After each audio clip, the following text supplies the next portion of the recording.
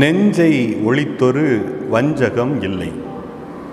நான் தெரியாமல் செய்துவிட்டேன், எனக்கு தெரியாமல் இது நடந்துவிட்டது என்று சொல்வது தவறு. தவறு என்றால் தெரியாமல் செய்வது. ஆனால் ஔவையார் இன்று வஞ்சகம் என்று சொல்கிற பொழுது நாம் தெரிந்து செய்வது. பழிவாங்கக்கூடிய எண்ணம் தொடக்கத்திலிருந்தே நமக்கு இருந்து கொண்டிருக்கிறது. பழிவாங்கிக் கொள்கிறோம்.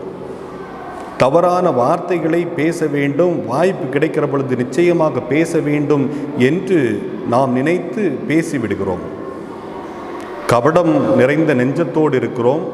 பிறரை எப்படியாவது அவமானத்திற்கு ஆளாக்க வேண்டும் என்று நினைக்கிறோம்.